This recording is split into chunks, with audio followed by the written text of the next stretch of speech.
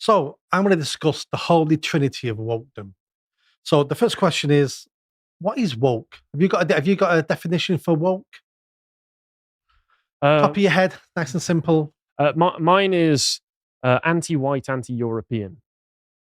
Right. So That's my definition for woke. Because generally, as far as I see it, woke is less particular ideas and more a coalition of people who exist either outside of the mainstream, that being, or did exist outside of the mainstream, that being the alphabet lobby yeah, and other such groups, and then foreigners who've been imported into the country, like Muslims and such, to form a coalition against the people who are native to European countries as a way for politicians to maintain power. That's how I see no, nice and simple. it. It's evil, but it's Yeah. simple. But for me, the simple version of woke is it's basically political correctness on steroids. It's just the natural progression of what we had in the 80s and 90s of political correctness. It's just been advanced, and social media has pushed it even further along the line. Now, I've got quite a bit of experience in this from growing up. I remember the first bits of political correctness I can remember. First one was from the 70s. I was in primary school, went swimming one day. I used to have long hair. And I wore my sister's swimming cap because I didn't want to get it wet and then have wet hair all day. And there's no such thing as air dryers and lockers, nothing like This all that. sounds very 80s so But far. I the must be 70s. honest. Oh, 70s. Oh, yes. Yes, we're looking at mid 70s. So when the teacher saw me put my sister's head swimming cap on, she stopped the whole class and went, "See what Nick's doing? That's fantastic because it's not only girls who wear shower caps and swimming caps. And for Nick to be able to do that in class, that's fantastic. He can have 20 house points." What she was basically saying was breaking down gender norms in my class I thought at lots of a people. primary I school. thought lots of men had long hair in the 70s, though. Yeah, it was a trendy thing. Yeah, Yeah. yeah. So it wasn't And about having. some say my hair is too long now as well. Yeah. I've not had a haircut in a bit. But she was just pointing out to the rest of the class that boys can wear swimming caps and it's not a girly thing to do. It's a gender thing. And I remember in the 80s, demonstrations on Green and Common about the nuclear weapons the Americans were importing there to protect us from the USSR. And that was all about feminist groups setting camps up. And it was what you see now with the feminists of today, pink hair, half mental, doing the same sort of thing. So Only half? half, I would say half. Okay. Oh, you're half being mental. fair. Yeah, I'm being fair. So this is not a new thing. This has been going on for my lifetime. It just changes and morphs into something slightly different. Um, we're becoming more progressive, more woke, more equal. We've got more stuff. We're all richer, even though there's still bits of poverty. We're all richer than we've ever been. Are we any happy? Are we any happier? Is any of this working? And the answer is obviously not. 1 in 5 women are on antidepressants. Suicide is the biggest killer of males under 50. So it's like none of it's working. Why isn't it working? Because none of these ideas actually produce a better society. It just fragments society into Christians against Muslims, gays against straights, blacks against whites. And you cannot build a harmonious community or country when you're fragmenting people all the time. Is there a reason for that? Well, we all know the reason. It's all about revolution, and we're going to get to that in a little while. So, every religion has a holy book, and wokedom now, I think, is almost like is a religion basically, and it has 3 tenets. The first book, if we can have the first image, I'll bring that second up for image, you. yep, that's it, is what everyone's heard of: critical race theory. Now, we all Black Lives Matter a huge debt of gratitude for this, because up to 2020, no one had heard of critical race theory. Nobody knew any of this was going on. It was only through BLM, and and when I say BLM, it's a corrupt, failed international con. Nothing good about BLM, but it brought all this to the public's attention. And it talks about being anti-racist. Now, when anyone says anti-racist, what they mean is racist. If you're an anti-racist, it means you are a racist. That's the only description I can come up with being an anti-racist. And at the moment, we live in a society where everything is racist. The mayor of London was saying last week the air in London is racist. Did he actually?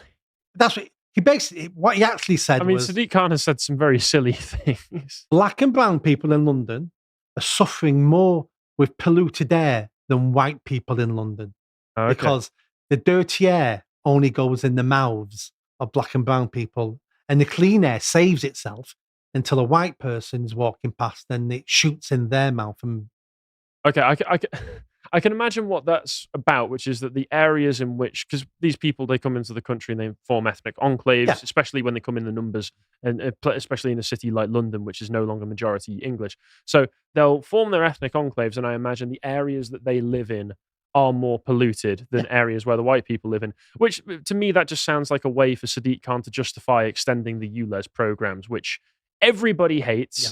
And even Labour hate, even the Labour MPs who are operating in London, from the reports that I've seen recently, absolutely despise the ULEZ programme because they know it's ridiculously unpopular. but now, if you disagree with ULEZ in London, after that information is giving you, Now you're racist. Now you're obviously a racist because you don't care about black and brown people. But everything's racist. Chess is now racist. Classical music, reading, being punctual is racist because black people cannot be punctual. So it's racist to be punctual. Trains are racist. Last week, cricket is racist. Everything can be classed as racist now. And it all goes back to critical race. I mean, it sounds a bit silly, but it's actually in the tenets of critical race theory. And what it means is racism is happening all the time.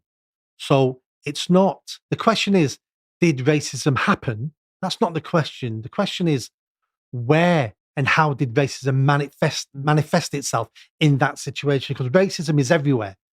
And if you can't see the racism, it means you're a racist. You've got to look and find where it is. It's always lurking. It's always there. And there's a great description of this. A black man and a white man walk into a shop at exactly the same time. You've heard this. I think I've heard this one before. At exactly the same time. The shopkeeper looks at both of them. Who does he serve first? The white man or the black man? Who would you serve first? Either way, it's going to be racist. Yes. So if he serves the white man first, that's because he sees white people as more superior and they deserve a better service. Oh, if he serves the black man first, it's racist because he doesn't want a black man not being served first and wandering around the shop because he could be stealing things.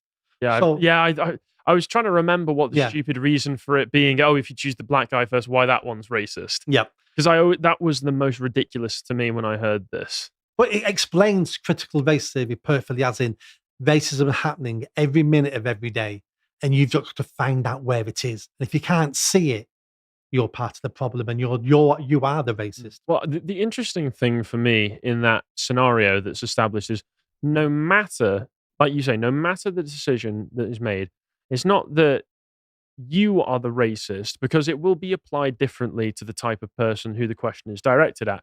So if you wouldn't ask that question of a black person, but if it's a white person in the situation, then you will be the villain no matter what. It's a way, for me, a lot of this comes down to villainizing white people constantly in every scenario. Oh, absolutely. And also affirmative action as well in the US was shown to have also disproportionately negatively affected Asian applicants into universities like Harvard as well. Yeah. So anybody who has a particular cultural standard of living, then they get victimized by this and made to feel terrible and made to feel as though they're evil 24/7 just for their existence and their history. And that's what critical race theory does.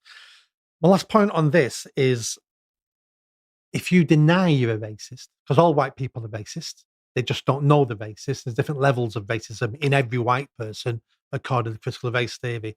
If you deny you're a racist, it's a little bit like the witch trials in medieval England. So you ask a woman, are you a witch? And she says, no. So you put her in a pool of water. If she floats, it means she's a witch. So you burn her. If she sinks and drowns, it means she wasn't a witch. So there's no good outcome for that poor woman whatsoever. You've seen Monty Python and the Holy Grail, right? It just makes me think of that situation at the beginning of the film where they weigh the woman against the duck. Yeah. And she weighs more than a duck, therefore she's a witch. How are you so learned in the ways of science? It's that kind of stupid logic. But when I first saw that, I just thought that was Monty Python being silly. They were being prophetic. They were basing it on what used to happen in medieval England, where you would try to drown the woman. If she survived, you burnt her for being a witch. If she drowned to death, then she wasn't a witch. And it's like, that's what critical race theory is, that every white person's a racist. Yeah. And before we get off the critical race theory, I just need to go into salesman mode for a very quick moment, which is that on the website on lotuseaters.com, we've got lots of content covering critical race theory. Carl's the one who covered a lot of it. He's got an entire series explaining critical race theory. I think that's somewhere between 5 and 10 episodes long. And then he also did a video called, because I know that what you were talking about there from it's not if racism happened, it's how did it manifest itself in a situation. That's from Robin DiAngelo's White Fragility. Yeah. He's got a video talking about a conservative's guide to Robin DiAngelo's White Fragility. Yeah. So if you want to find those on the website, I don't remember exactly if they're premium or not. I imagine some of them premium. So check that out on the website if you're interested in learning more about critical race theory as well. No, absolutely, because I'm only going to skim over some of these trinities of wokedom. The next one is gender theory. We can have the next slide up. So gender theory is taught in universities. You know, you can do this. Gender theory came out of women's studies in the 60s. Then it turned into gender studies. And then a sidearm morphed into gay and lesbian studies. So what you're telling me, this is all a gigantic mistake that's come from trying to understand women. No one can understand women. Exactly. Women don't understand women. So I started in universities, and it was really started for white, bored, educated, ungrateful middle-class women who couldn't achieve what they wanted to achieve based on their merit, so then had to find an excuse. It was obviously my gender. It's because I'm a woman. Someone's holding me back. And that's how it started, gender theory. And we know that's not correct. It's been assisted by men. None of this could have happened without weak men supporting this. Well, that's true. Yeah. And then you have to say, why do weak men support this? And it's because it's one of the ways they can potentially gain access to sex. So if they can, it's a mating strategy. So if they can support these half delusional women, and then halfway getting dates, halfway being their partners, halfway getting married, halfway to sex. And it's a mating strategy. Men will do almost anything for access to sex. I've laughed at so many girls' jokes in the past, told them they were beautiful, told them they were funny, lied out of my back Dobbing teeth. yourself in, are you? Yes, yeah, just because that's what men will do. And it's part of our strategy. I have seen men debase themselves in the past on behalf of getting female attention. So any bloke who's watching this video right now, you know you've done it. We've all done it. You know what you did. And you know what? It's fine, because every man's done it over the last 100,000 years. So there's nothing to be shameful about it. That's what we do to impress women. We're always trying to impress women. And so we will lie to them sometimes. Does my bum look big in this? Well, I'm not going to answer that question truthfully, am I? Well, that's a difficult question now, because beauty standards have flipped. I don't know if you want a yes or a no to that question anymore. There is no yes or no to it. The answer is, I don't know, because you always look beautiful. Oh my! You've practiced that. You've said that so many times. The sincerity I got from his eyes. And exactly. So gender theory goes into, there's no such thing as a man, no such thing as a woman. We're basically born as empty vessels, and then society and cultural norms impose things upon us. And then as children, we start going down to the path then of being a man or being a woman. But at the beginning, we were empty vessels, and we know that's not true. All the evidence is in. Social scientists have done experiments with boys and girls. They're born as a boy or a girl. If you've got children, you can tell straight away the boys and the girls. And it's built in us. There's such things as biological sex, and the brain makeup for those sexes are there. And for people who don't understand this, you just need to ask people, what is a woman? Because that gets you the answer. And people who believe in gender theory will say, well, a woman is anybody who says they're a woman. But what is that? Well, it's a woman. But what is a woman? Anybody who says. It's a circular argument. They cannot answer what a woman is, because they don't know themselves. They just don't want to upset anybody, because gender theory has convinced 50 years of women that they're the same as men. They're not the same as men. That's why they're unhappy. 20% are taking antidepressants, and our marriages are failing. We're bringing up children worse. Women are very unhappy compared to men. Women's happiness have been declining since the 1960s, decade upon decade, and it's because we're making women do things that men do. But women need to do the things women need to do to succeed and have a fruitful Well, life. I've seen those graphs that you're referring to, and it's interesting that when contrasted with graphs of men, men have got a few dips here and Yeah, there, but they generally report pretty much the same happiness that yeah, they always have done. yeah. Men are more than happy to. If society tells men, "We hate you, go away," men will go, "All right, okay, I'll lock myself away in a room. I'll play video games all day, and I'll be pretty much content as long as as long as nobody's asking anything else of me." It's not so much a pretty much content. It was because men, and especially young men, are already unhappy. Men have to earn their happiness. Well, And men it's start true. off at a disadvantage. Men start off with nobody wanting them, physically weaker, not being attractive, having no status, having no resources. Girls their age are going out with 25-year-olds with cars. It's difficult being a young man. Men get happier over time. Women become less happier. Women are born happy with everything, and their happiness declines when their looks go, their reproductive cycle diminishes. So they become unhappy unless they've got children and grandchildren. So men are used to knocks in life because that's what we always get. How many women have men walked up to us for a date or chat up and they go, "No, not interested." And we've got to take that on the chin. We've got to then find someone else to ask because women don't go around asking men for dates. They don't take it on the chin. Well, I don't, my missus asked me out, so I'm not saying it never happens. I'm just the exception. Yeah, but most men have to chase women. There's Yes. always exceptions. I mean, you're extraordinarily beautiful, so no wonder she came and asked you. So Well, thank you very much. well, if we can have the next slide, Yeah, I'll pop that up. There we go. the next theory out of this trinity is queer theory, and this is the most complicated. This is the most bats crazy out of all of them. Well, I can say from my own experience because I've done research into this. Yeah. Connor's done research.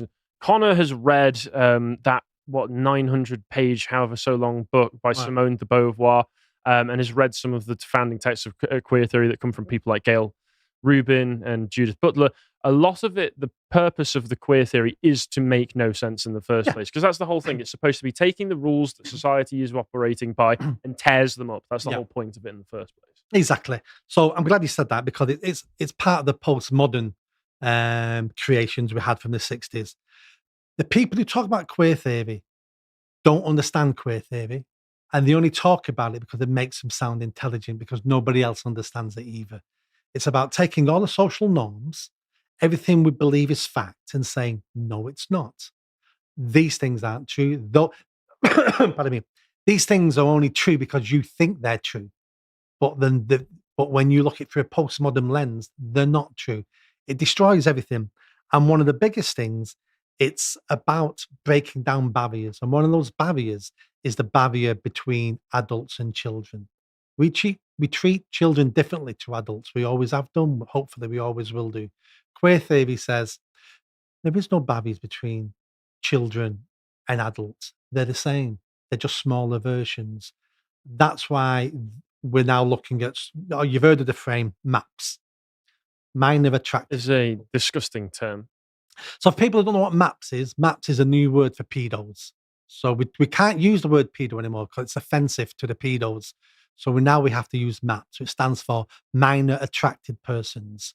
And that comes under queer theory because their philosophy is, why are we dictating to young people when they can have sex, when they can enter romantic relationships? Why have we said 16 in this country, 18 in Turkey, 15 in France? I think it's 13 in Spain or something. Is it? Yeah. Why do we have these arbitrary numbers that society just said that's the age limit? Who are we to dictate and persecute an 11-year-old? And that's what queer theory does on many levels, not just about sex. That's why we have a body positivity movement now. Who are we to say that Lizzo isn't the most beautiful woman in the world? She's the size of a hippo. She's got a pretty face, and she's a talented musician. I don't like her music, but I people wouldn't buy agree it. with pretty face, but She's got a pretty if face. you've got your opinion. Well, I just said you got a pretty face. You didn't disagree with that, did Why? you? Why would I? There you go.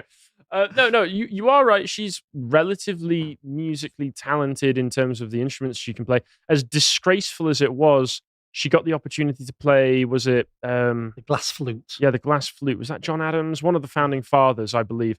And she presumably played it very well. I think she's classically trained. Oh. I hate her music, but I'm sure if you got her on a flute, then she'd be very good at it. No, but she sells enough record for me to say she's talented. I don't like her music, but she's obviously talented. People spend money on her. But that's not the point. The point is she's now told she's beautiful because that's body positivity. That's queer theory saying there's no such thing as a standard beauty. There's no such thing as a perfect hourglass figure is the most beautiful. You can be any size, any shape, and you're still beautiful because that's queer theory. There's no more social norms. Now, what we risk with queer theory is when we tear down social norms, how do we live our lives? The only reason me and you can have this interview is because subconsciously we know what we can do and what we can't do. I know there's no fear of you stand up and punching me. You know there's no chance of me suddenly turning into a Nazi and screaming Hitler propaganda down the lens. There's certain things. I'm very glad to hear that. But they're the Thank you. social norms. If it wasn't for our social norms, we couldn't have a conversation because we have no idea what the other person is going to do or say. And that's why society at the moment is beginning to crumble and break down because we can't walk into a neighborhood now and know we're safe because we don't know if this is a neighborhood we can be safe. We don't interact with certain people because we don't know how to react with their conversations. It's very damaging. It's taken us to Mogadishu, where nobody knows how it works, but it just crumbles. That's the dangers of queer theory. And then going back, my final point on queer theory is this is not new. We had a group in the 1970s called PI, the Paedophile Information Exchange, and they were lobbying government to reduce the age of consent to 3 for sex. Yes, and I've done some research on them myself. The first thing was there was a big scandal that came out about 10 years ago where it came out that the Home Office had thrown them a bit of money. I Yes, think, they had. They got a grant. yes, in the early 1980s, I think they got about £50,000 through a grant from the government. So the government was actively giving money to the Paedophile Information Exchange. Also, there was the issue with, I forget the name of the organization, but it was a liberal free speech organization. Liberty, that was the name of the organization, yes, that included Harriet Harman, who later went on to be part of Tony Blair's government. They were actively defending the right of PI to exist as an organization within the UK and worked with them. Yeah. Very disturbing to know all of that happened. Yep. And we think that can never happen again. It's happening now. Our government now are throwing money to these organizations. It's all government funded, a lot of it, through EDI and through the woke agenda. We're just repeating history again. Queer theory is the most dangerous out of all the theories. So where does all this lead? Quickly, I'll wind up. Well, where does it lead? Critical race theory leads us to a place where we don't want to communicate and engage with people of different races because we don't want to be accused of racism. We don't know how they'll perceive us. So it means we stop talking to brown and black people and they stop talking to us in case we're racist. It breaks down communities. Gender theory, where does that lead us to? Well, it leads us to young women having their breasts amputated at the moment. That's where gender theory takes us to. And then queer theory, that takes us to the sexualization. And basically, I won't, in case you can't publish it, the sexualization of children. That's where that takes us to. Why are we pushing these theories? Why are they pushing these theories? Because they want a better world. A better world. Today is the best the world has ever been. It will only get better tomorrow. It's never been better than it is now. We've never been richer, healthier, more food, more resources, more comfort. I'm talking about the whole world. The poorest people in Africa are better off today than they were 100 years ago. We live in utopia now. But what happens is some people don't think this is good enough. And we got the last slide. Some people, normally fat, blue-haired, woke university lesbians. I'm not saying she's any of those things apart from the blue hair. I just thought And it was she's a good fat photo. as well. From the camera angle, yes. Yeah, it's the camera angle, I'm sure. Some people think they can do better. Some people say, let's tear it all down because what we have at the moment is terrible and we can start again from scratch. It's taken us 100,000 years to get where we are today. And people like her think they can do it in a couple of years. Sorry, she's staring at me. If she's not one of those people, then I apologize. I just found the picture. She might be a lovely person. I thought it was a great picture with this, the grimace and everything. But we make changes, small, tiny tweaks to our community and our society, not by tearing it down, burn it to the ground, and start it again with a Marxist revolution. So be wary of the trinity of wokedom.